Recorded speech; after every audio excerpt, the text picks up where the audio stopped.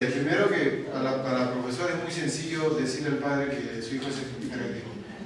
Ese es un diagnóstico y el que lo debe hacer es un psicólogo. ¿No?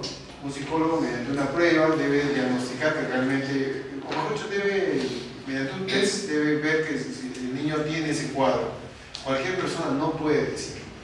Ahora, a tan tierna edad que la profesora no haya podido, por ejemplo, darle materiales, porque esos niños que son muy activos necesitan darle materiales, porque terminan rápido, son muy inteligentes, resuelven rápido las cosas y necesitan que una profesora esté calificada, sepa su trabajo, porque a veces, bueno, lo único que es darle ciertas cosas y no olvidarse, ¿no? Yo recuerdo cuando mi hija tenía 4 años, estaba en inicial, un día la profesora nos manda a llamar a los padres, ¿no?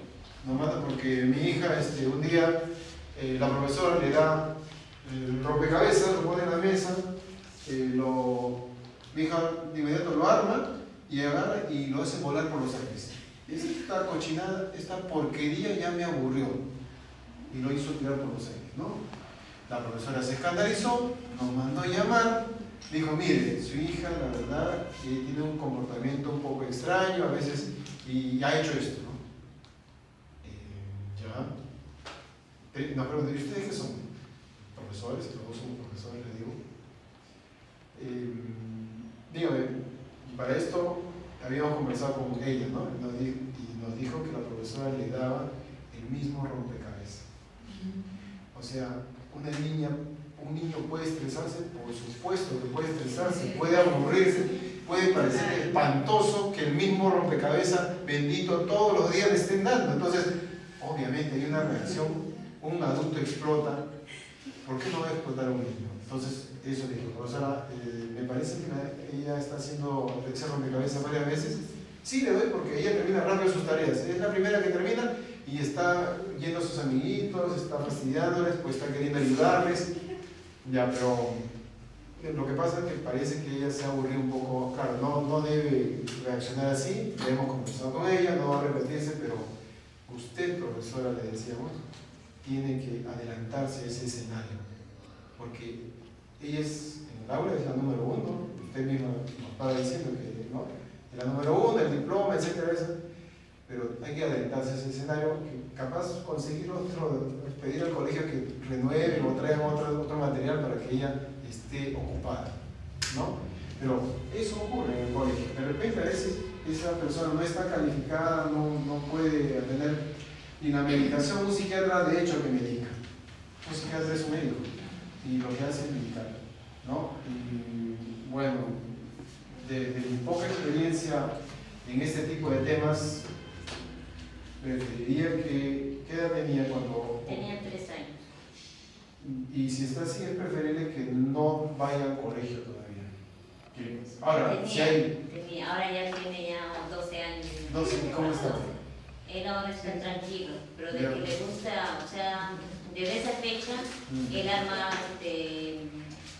rompecabezas no de 100 piezas, sino de 200 a esa edad, y le compraba sus legos. Claro. Y él armaba, pues hasta ahora también sigue con eso. O sea, él se tranquiliza con sus legos, que arman miles y miles de cosas. Claro, si tiene el material, recibe apoyo, va a estar ocupado y se va a seguir desarrollando, ¿no? Sí, en realidad este tipo de temas a veces los padres los desconocen, ¿no? Que el niño tiene diferentes habilidades. Y si yo detecto a tiempo qué habilidad tiene, puedo estimularlo. Por eso además nos dicen siempre que los niños hay que estimularlos desde muy tierna edad, incluso desde que están en el vientre materno. Hay que hablarles, hay que ponerles música, porque la interconexión neuronal se produce ¿hasta qué edad? Hasta los 3 años. La sinapsis, ¿cierto? La sinapsis se produce hasta los 3 años. Claro, hay una leche que sale por televisión, Infocarao creo, ¿no? O Ensure. Ensure, ¿no? Ensure sale y dice, hasta los 5 años los médicos dicen que la sinapsis, el desarrollo cerebral, por vender su leche, ellos dirían que la sinapsis va hasta los 20 años, ¿no? No es cierto, ¿no? O sea, la mayoría de especialistas sostienen que es hasta los 3 años. Y ya de ahí comienza el declive. O sea, ya están soldadas, esta interconexión ya está soldada. Y a partir de ahí ya comienza pues los diversos aprendizajes. Entonces, hay que estimular a los niños, sí. Hay que estar pendiente de lo que ellos hacen, dicen. No hay que encerrarlos, ¿no? Porque eso es frustrarlos. Hay que contestar sus preguntas. Las hacen 1000 veces. Ellos pueden ver un programa muchísimas veces. Y en cada vez que ven, detectan un detalle nuevo.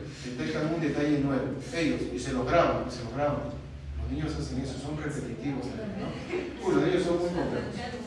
Muy bien, listo. Bueno, y las otras inteligencias que existen. ¿Quieres una pregunta de la zona interpersonal? Sí, intrapersonal. Ya, dime. ¿A qué se está refiriendo precisamente? A ver, hay dos inteligencias ahí. Sí, una es interpersonal y la otra es intrapersonal. La interpersonal es cuando la persona tiene una inteligencia muy exterior.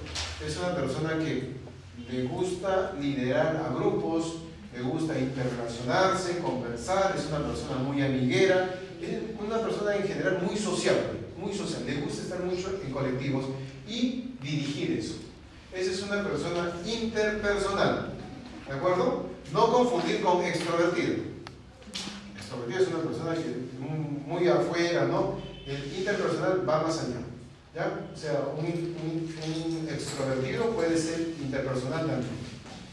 Y el otro caso, la inteligencia intrapersonal es hacia adentro. Es una persona muy reflexiva, que le gusta estar dando vueltas a las cosas que todos somos en general. La verdad que todos somos intrapersonales también, hasta cierto punto.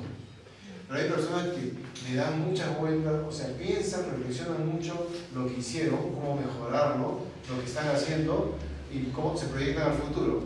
A veces el intrapersonal está tan metido en su mente que ustedes se cruzan en la calle con una persona, les mira a los ojos y sigue caminando. Muchas veces no se trata de mala educación, se trata de que la persona es tan intrapersonal que está viendo, obviamente que está viendo llegar a la esquina y detenerse, ¿no? Para no lo echan el carro, pero no está viendo más. No es introvertido. No es porque sea introvertido, ¿ya? No es porque sea introvertido, sino que está hacia adentro con un poder muy grande de reflexión. Esa es la diferencia entre los dos inteligencias. Ahora sí, para terminar, vamos a ver la otra inteligencia que se denomina la inteligencia emocional. Regresemos a la pregunta que Daniel Goleman, este gran psicólogo también de Harvard, se hizo. ¿Por qué el Señor le disparó a su hija aún sabiendo que era su hija? ¿Qué sospechamos? Si la vio y se dio cuenta que era su hija y aún así le dio 2 tiros. No pudo controlarse. Ah, por ahí está el asunto. De emoción. De repente ya tenía ya estaba a punto de disparar. Ya está. Profesor, lo que pasa es que, ¿qué ocurre? ¿Qué entiendo? Es que, por ejemplo, si comparamos emociones con sentimientos, las emociones son inmediatas, a corto plazo. Entonces, en este caso, las pulsiones o las pulsaciones iban a 1000 por hora. Las decisiones son tan rápidas que a veces escapan ya de la resolución que tiene todo ser humano, escapa. Entonces, me parece que es un poco cerrado. Correcto, dime. Exacto. Tiene que ver mucho. Miren, Goleman pensó todo lo que me han dicho y se dio cuenta de lo siguiente. Cuando este señor le dispara a su hija, estaba muy consciente que era su hija, porque escuchó su voz cuando le dijo "bu", porque cuando sale violentamente, por la luz tenue, se dio cuenta de su cabellito, se dio cuenta que era ella. Hace "bu", o sea, reconoce que es su hija y sin embargo hace esto, levanta y dispara 2 veces. Goleman sostiene una teoría muy interesante, por la cual sostiene lo siguiente. Él dice que los seres humanos, mejor dicho, que la inteligencia humana se divide en 2 grandes inteligencias. Por un lado, la inteligencia intelectual y por el otro lado, la inteligencia emocional. La inteligencia intelectual la inteligencia racional, tiene que ver con todo lo que hemos aprendido a lo largo de nuestra vida, con matemática, con lenguaje, con computación, con un programa de inglés, con historia, geografía, etcétera, etcétera, etcétera. Todo esto lo hemos educado, lo hemos llevado al colegio, este tipo de inteligencia. En cambio, la inteligencia emocional, él sostiene que la inteligencia emocional es esa capacidad que tiene el ser humano para reconocer, identificar sus propias emociones y las de los demás, de las personas. Es decir, es como una especie de radar que nosotros tenemos. Cuando caminamos, conversamos con las personas, nos damos cuenta de su estado emocional. De repente, si yo lo veo con los ojos brillosos, de repente hay cierto temblor en la cara, me doy cuenta que mi padre no está bien, o ella no está bien, ¿no? Y le pregunto, ¿te pasa algo? Porque si tengo una inteligencia emocional muy alta, me doy cuenta de inmediato. Hay otras personas que no se dieron ni cuenta que la persona estaba a punto de suicidarse. Entonces, Goleman le da muchísima importancia a esta y ha detectado que existen 9 familias emocionales en la inteligencia emocional. La alegría, tristeza, enojo, ira, miedo, sorpresa, amor, vergüenza y timidez. En el caso del señor que le disparó, él vio y escuchó a su hija a nivel racional. A nivel racional se dio cuenta que era su hija. Pero a nivel emocional, él tenía una emoción llamada miedo, que se convirtió en pánico. Y el pánico, en realidad, el miedo de por sí hace que la persona a nivel fisiológico cambie muy rápido. Su corazón estaba latiendo pues a 1000 por hora, había sudoración fría, la adrenalina había fluido, cualquier cantidad de adrenalina, la sangre de su cuerpo se fue a sus piernas y a sus pies. Una persona que está con mucho miedo, pánico, quiere correr, quiere hacer algo muy violento, muy rápido. Entonces, cuando pasa eso, él de manera instintiva hace esto, dispara. Porque las dos inteligencias tienen diferentes velocidades, lo que decía su compañero. Esto, supongamos que va como una tortuga, ese es su paso, y esto va como la flecha, muy veloz. Esto tiene miles de años de antigüedad, miles de años de antigüedad. Esto tiene millones de años, desde el cerebro reptiliano. Es un cerebro muy interno del ser humano, tenemos las emociones. Además, al hombre le permitió sobrevivir como especie las emociones, el miedo, el pánico, ¿no? Etcétera, la ira, todo esto le permitió sobrevivir. Esto se incorpora hace muy poco, hace algunos miles de años. Entonces, eso para Goleman, incluso en su libro, su famoso libro se titula La inteligencia emocional, es un bestseller que se volvió famoso a nivel mundial. Y está este caso, están montones de casos que cuenta Goleman, pero me pareció el caso más dramático de todos ellos. Ahora, las emociones son normales, son necesarias. Una persona no puede vivir, es más, Goleman sostiene que para ser felices, este tipo de inteligencia no es suficiente, porque acá, por ejemplo, sabiendo un programa de computadora, sabiendo cómo fue la batalla de Ayacucho o el teorema de Pitágoras, ¿alguien sería feliz? No. Con ese tipo de conocimientos racionales, intelectuales, ¿yo puedo lograr la felicidad? Una felicidad momentánea. Pero, claro, más que todo, el control de las emociones, el control que yo tengo de mis emociones, me permite la felicidad o la infelicidad. Porque si yo no sé controlar mis emociones, yo les aseguro que no todas las personas hubieran disparado. No todas las personas hubieran disparado. Hay otras personas que hubieran esperado un poquito más, se hubieran controlado un poquito más. Pero el problema es que en esa sociedad, los norteamericanos, los gringos, tienen armas. Todos tienen armas, ¿no? Entonces es una cultura muy violenta. Y esta desgracia que ocurre cada cierto tiempo es culpa de esta sociedad.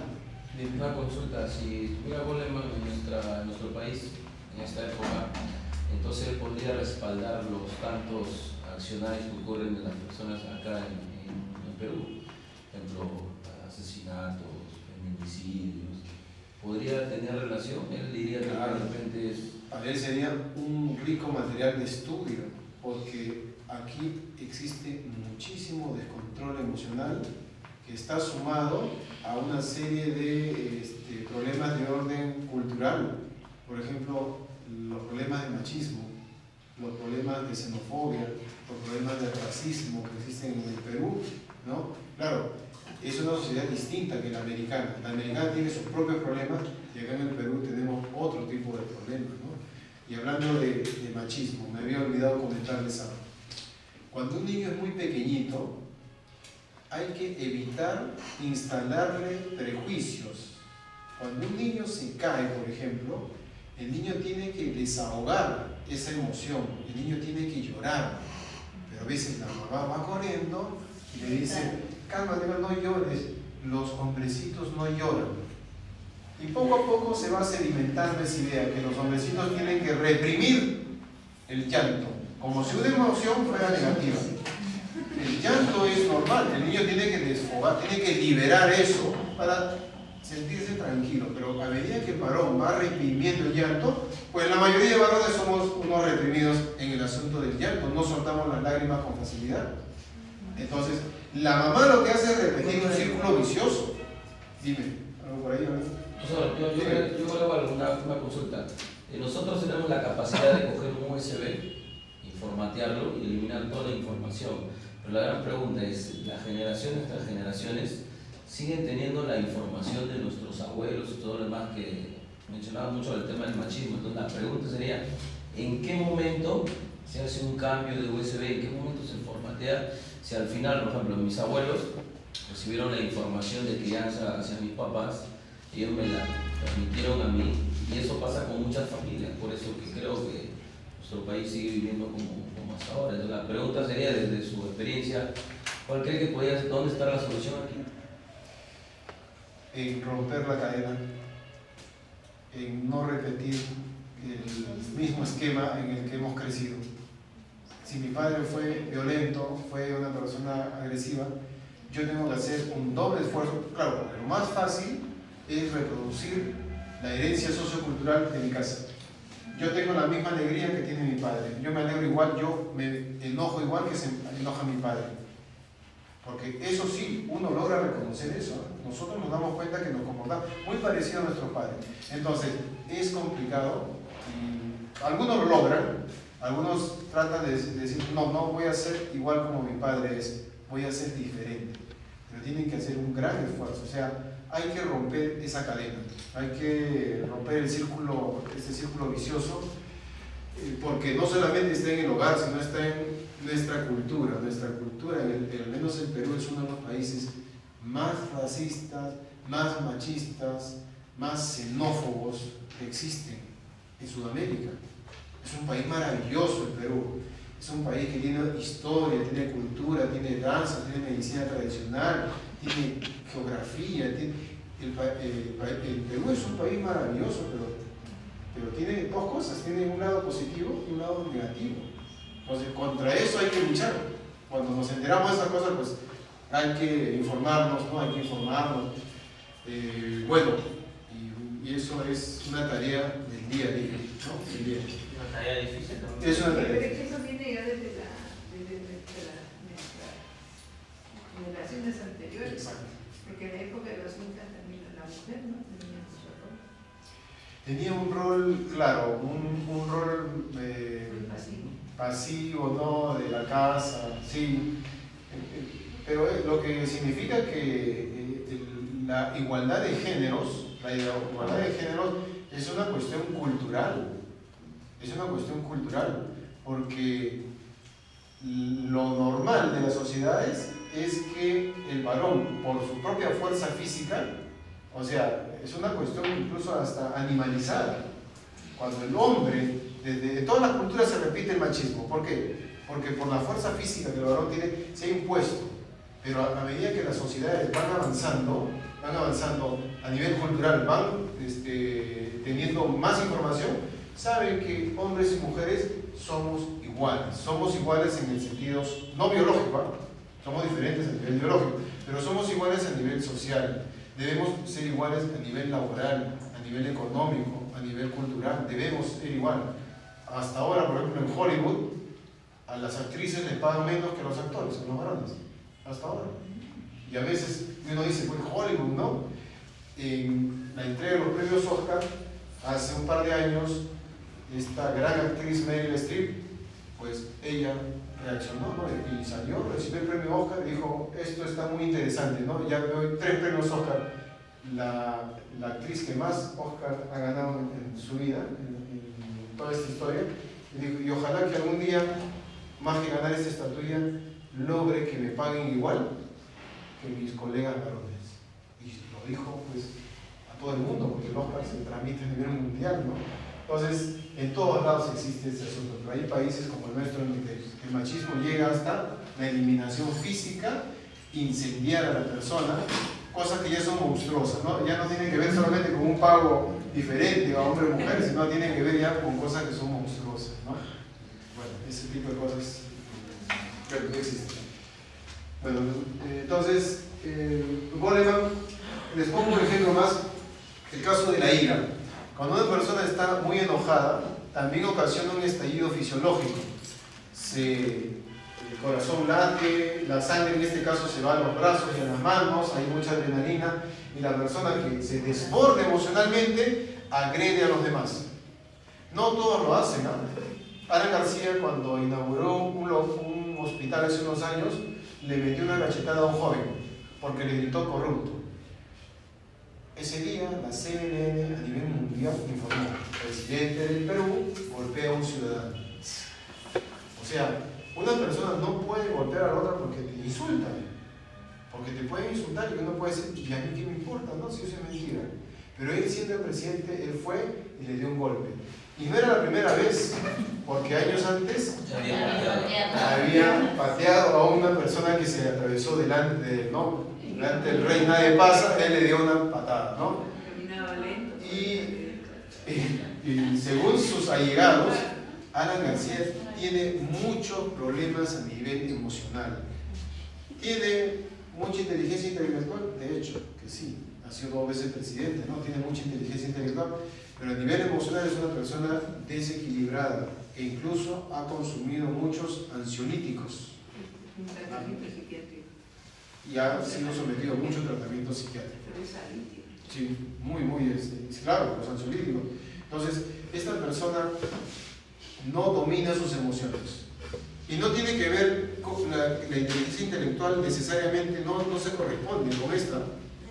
Porque yo puedo conocer una pareja, de repente el señor vende sus periódicos y la señora está vendiendo emolientes, son muy humildes, no hicieron secundaria, se quedaron en primaria, no tendrá su inteligencia intelectual muy desarrollada, porque no siguieron estudiando, pero a nivel emocional las personas son muy buenas, muy tranquilas, con sus hijos se llevan muy bien, nunca les ponen la mano, sus hijos son muy amorosos y tienen una inteligencia emocional muy avanzada.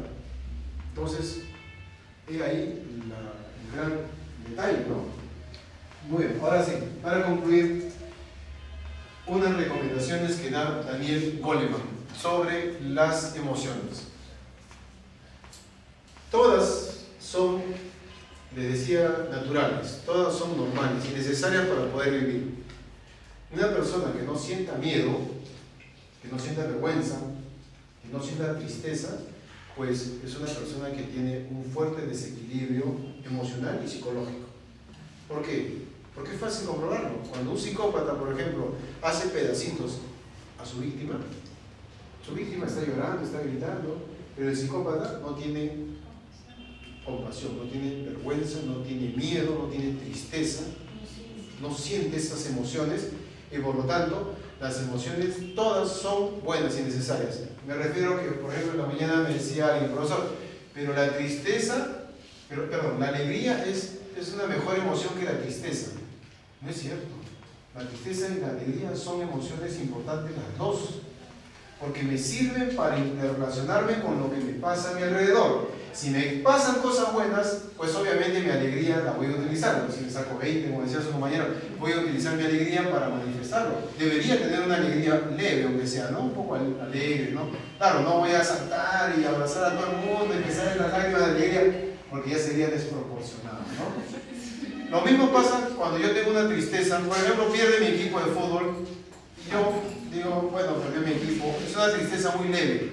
Pero si fallece un familiar mío, muy querido, mi tristeza va a ser más grande.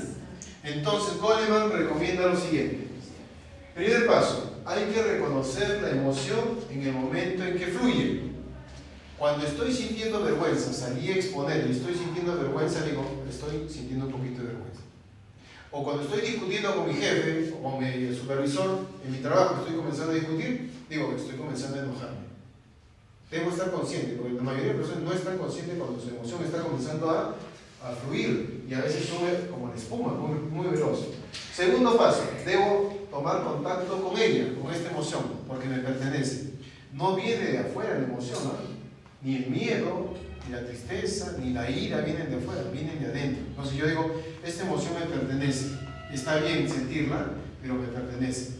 Y en tercer lugar dice manifestarla proporcionalmente a lo que está ocurriendo. Ahí el ejemplo de la tristeza. Si pierde mi equipo, mi tristeza será mínima, muy pequeña, leve. No diré, bueno, ya será para la próxima, ¿no? La próxima sí ganamos y se acabó. Pero si fallece un familiar mío, manifestarla proporcionalmente, claro, ahí mi tristeza será muy profunda. Habrá lágrimas, habrá depresión, de repente lágrimas en público o lágrimas en privado, eso no interesa, pero la tristeza me va a ayudar a sobrellevar ese hecho trágico. Me va a ayudar a sobrellevar la tristeza y tiene que ser liberada. No puedo reprimir esa emoción porque a veces se somatiza y de repente un cáncer. Porque la persona está acostumbrada a reprimir sus emociones. Su ira, su cólera, su miedo, todo lo reprime y de repente por ahí surge un cáncer. Hay muchos médicos que están relacionando las emociones con las enfermedades. ¿Sabes? La vez pasada leí un texto sobre eso que me pareció muy interesante. Muy bien. Sí. Pero también hay un estudio en el sentido de que actualmente mucha gente muere no por enfermedad, sino muere porque ellos pensaron que tenían una enfermedad, pero que no la tenían. Porque la mente es muy poderosa. Los hipocondríacos, por ejemplo, son un tipo de personas así, que piensan que tienen una enfermedad, ¿no? Que piensan que ya, porque tienen una molestia, ¿no? Ya tienen algún tipo de cáncer, un tumor, ¿no? Y eran gases porque en la mañana comieron pues algo que de repente les hizo daño. Pero, no, el hipocondríaco ya piensa que eso es un tumor, una úlcera ya, ¿no? Exacto, pero la mente puede jugar muy fuerte, ¿no? Muy fuerte. Una consulta. Estamos hablando de las emociones. ¿Y qué tanta influencia viene a ver aquí la televisión en los niños de emociones? Por ejemplo, un programa de acción. Estamos hablando de acción y ficción. ¿Qué influencia abarca estas emociones? A ver, hay estudios que sostienen que la violencia que vemos en la televisión o en los videojuegos afecta el comportamiento de los chicos. Afectan regular o bastante. Hay otros estudios que dicen que no les afectan gran cosa porque el chico sabe reconocer que eso es ficción. Son dos estudios.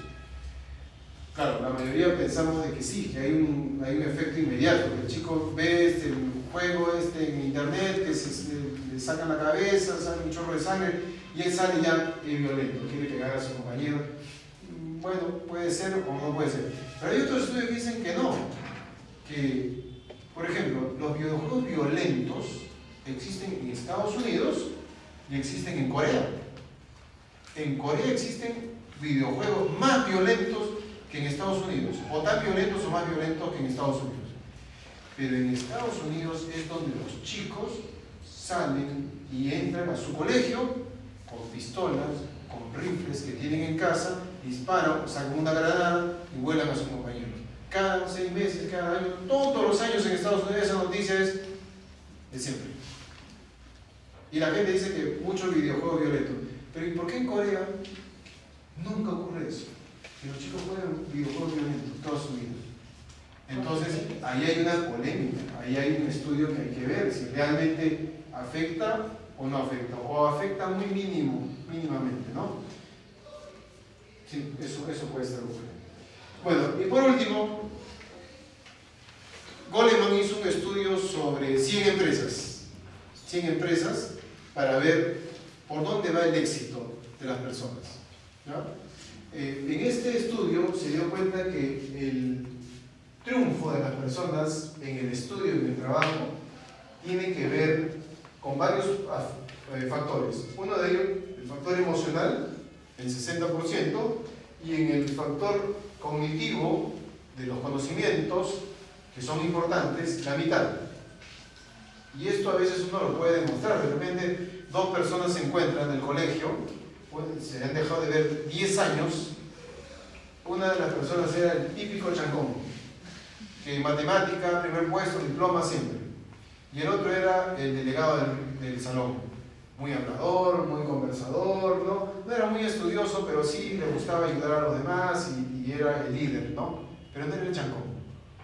Cuando los dos se encuentran y de repente se preguntan qué están haciendo, de repente el chancón está en su trabajo de supervisor, está en una área baja, no ha podido ascender. Y le pregunta al delegado del grupo, al que era hablador, muy sociable, ¿y tú? Bueno, yo ahorita estoy de gerente, ¿no? O estoy de administrador general. ¿Por qué le fue mejor al que era emocionalmente más destacado? El otro era muy ermitaño, sí, sacaba diplomas en el colegio, lo reconocían, por este prestigio social bendito que tiene la matemática, que es bueno. La matemática, no estoy diciendo que sea algo malo, ¿no? Que sea algo negativo, no. Estoy diciendo que en sociedades como el Perú se le da una importancia muy grande en desmedro de otro tipo de habilidades.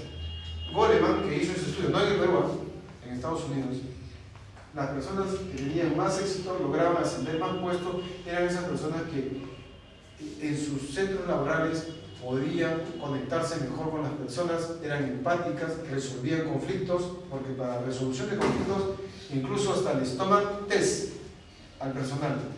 E incluso para que ingresen a las empresas hoy en día les siguen tomando diferentes tipos de pruebas. La más común es la prueba de McCover. No sé si ustedes la han hecho. Van a un sitio, le dan una hoja y un lápiz y le dicen dibuja una persona.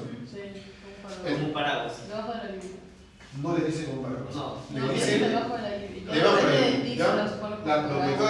Lo que tú has dibujado con un paraguas, que esa es una respuesta tuya.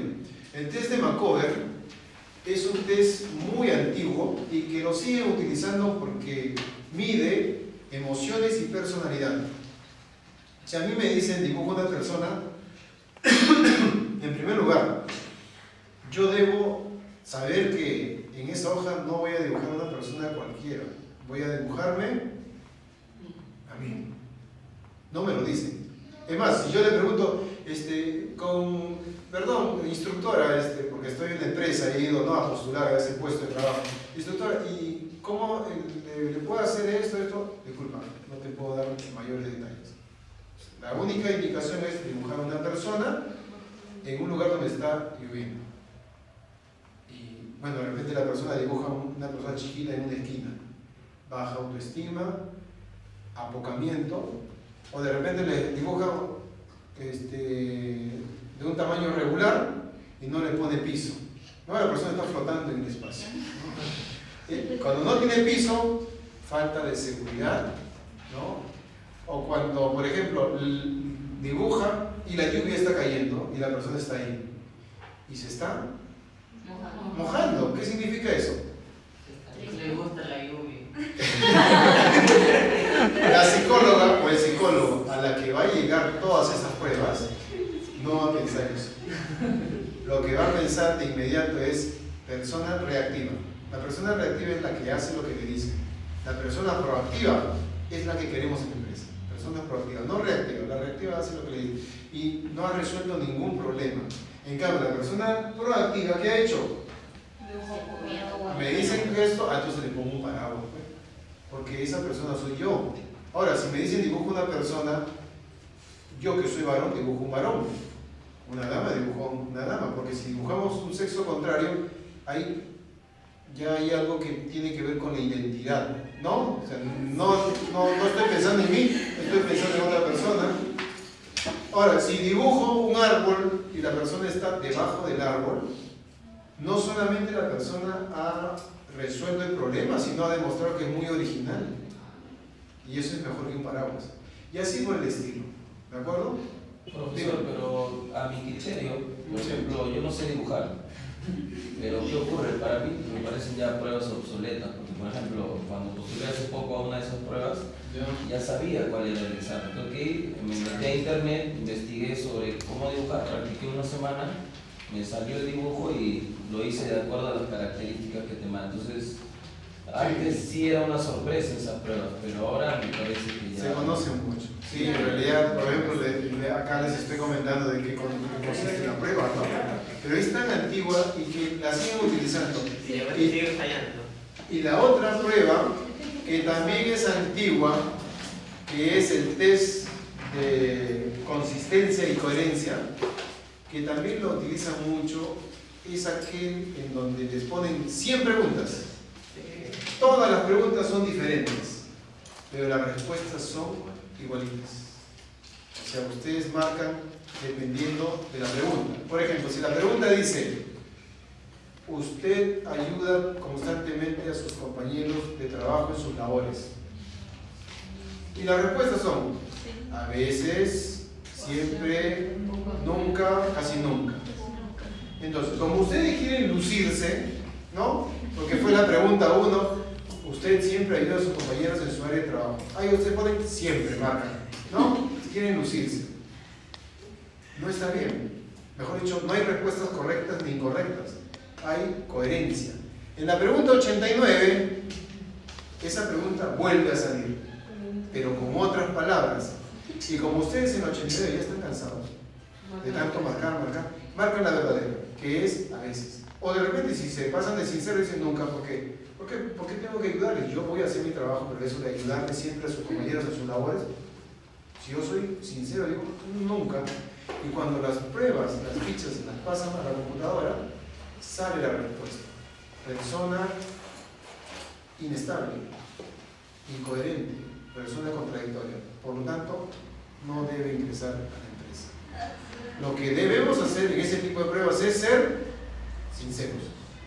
Ser sinceros.